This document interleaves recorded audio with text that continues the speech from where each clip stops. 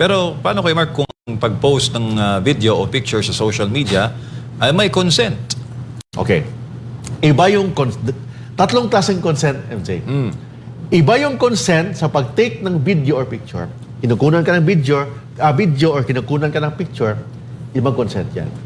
But kailangan may ibang consent na kopyahin yung video na yan. Ibang consent naman sa pag-publish o pag-share ng video na yan.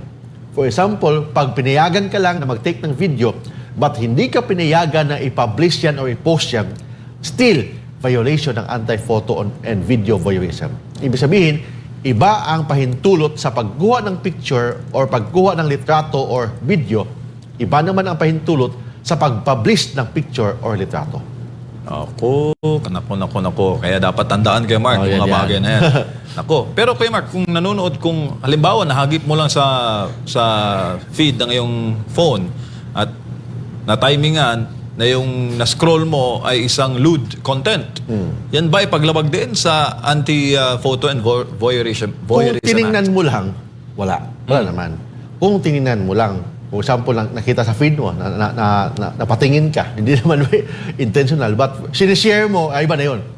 Pag sinishare mo, pinapublish mo, nire-share mo, nire-publish mo, that's already violation ng anti-photo and video voyeurism. Pero, halimbawa kay Mark, may na-wrong send sa group chat. So yan. Tapos, wrong send, nagbiro ka o napindot mo lang, na-post mo dun sa group chat ng mga kaibigan mo yung nude pictures na yan, that is still violation. Kasi the mere fact that you have the intent or even intent ka lang eh. Ito hindi nga intent eh. Pinablish mo nga, na-share mo, that's already violation ng anti-photo and video voyeurism act. Naku. Paano pag sinave mo pa, Kuya Mark? Mere saving is not a crime.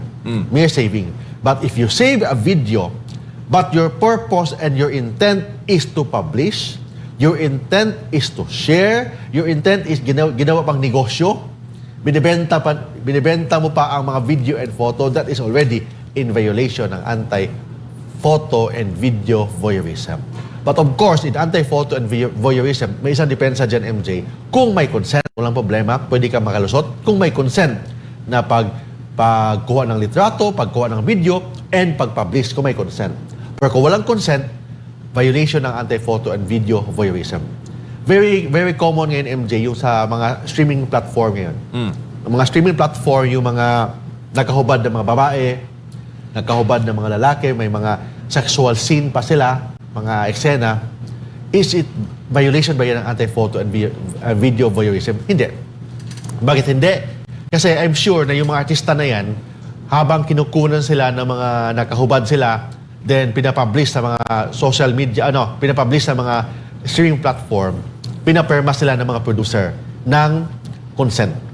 Consent na kunan sila na nakahubad, consent na i-publish yung video na yan. So, hindi maging liable yung mga producer, mga streaming platform ng anti-photo and video voyeurism. Paano kung i-retract, Kuya Mark, ng talent yung kanilang pinirmahan na consent? Pag ni-retract, iba yun. Pag ni-retract, ibig sabihin, hindi na pwede i-publish yan. So, kailangan kasi ang consent, hindi lang on the time of the taking, but also on the time of the publication. Kailangan may consent ang subject. Ang mga artista may consent. Kung walang consent yan, hindi yan pwedeng i-publish. Otherwise, maging liable ang director, ang mga producer, ang mga executive producer, including the streaming platform, maging liable. Alright, good morning sa mga taga New Jersey, USA. Kay Mark, nanonood si Elmer Sadyang Abay. Hello mga kaibigan natin dyan sa New Jersey. I'm sure yung New Jersey is the next town, next state lang yan ng New York. I'm New York kasi I have an uncle there sa New Jersey.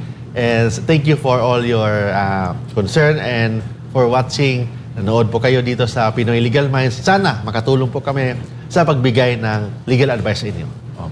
Thank you, Kuya Mark.